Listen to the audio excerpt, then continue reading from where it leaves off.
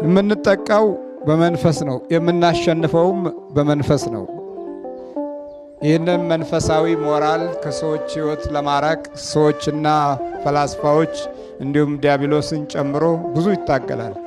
ይህንን የመንፈስ ኃይል ክርስቲያን ሲያጣ ወይም የሰው ልጅ ሲያጣ ውስጡ በፍርሃት የተሞላና የድንጋጤ ማዕበል ያለበት ይሆናል። ይጨነቃል፣ ተስፋ ይጣል፣ ይበሳጫል፣ ይናደዳል፣ ይታወካል፣ ሰላም ያጣል። የእግዚአብሔር መንፈስ ሲርቅ ምልክቶች ናቸው። በመንፈስ መቀደስ የክፉውን ኃይል ጥበብ ያጠፋል። በመንፈስ መቀደስ ደግሞ በመንፈስ ቅዱስ መያዝ ስለሆነ ጠላት ከሚፈራው ክፍል ውስጥ አንዱ ይሄንን ነው። ሀብት፣ ቱጃርነት፣ ትልቅነት፣ ስልጣን፣ ማዕረግ፣ ሌላም ጉልበት ያለው ነገሮች በሙሉ ለዚህ ክፉ መንፈስ ምኑም አይደለም።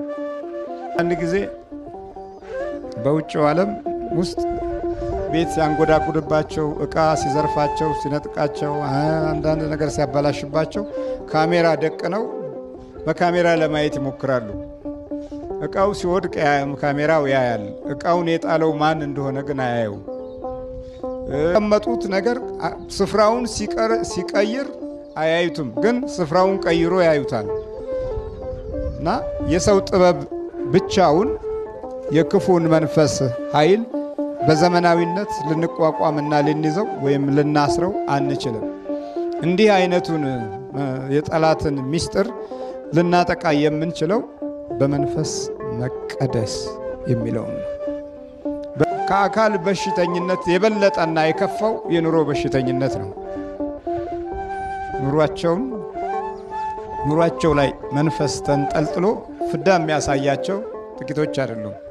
ይኸውም አንዱ የመተቱና የሟርቱ ዓለም፣ የስልብናው ዓለም ኪስህን የሚያራቁት፣ የያዝከውን የሚበትን፣ የጀመርከውን እንዳትፈጽም የሚያዘገይ፣ አካያድህንና አኗኗርህን የሚያዛባ፣ ፕሮግራምህን በራሱ ክፉ መንገድ የሚመራና በኋላ የሚያስጨንቅ፣ በኋላ ላይ ይወቅሳል። ደግሞ ሰይጣን 3 ስራ ይሰራል። አንደኛው ያንተን ውጫዊ ኑሮ ያበላሻል።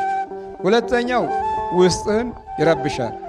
ሶስተኛው አብሮህ ፕሮግራም ያወጣል።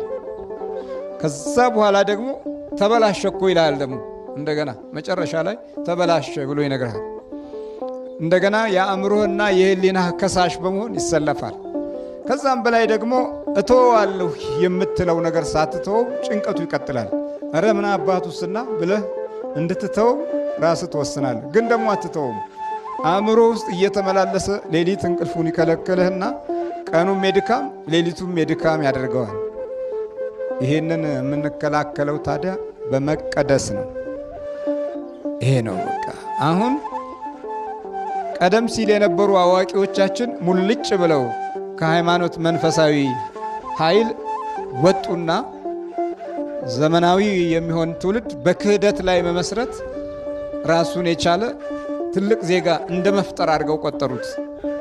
እግዚአብሔር አልባ፣ ጌታ አልባ ሆኑ፣ ፈጣሪ አልባ ሆኑና አናቅም አሉ ሁሉንም ነገር።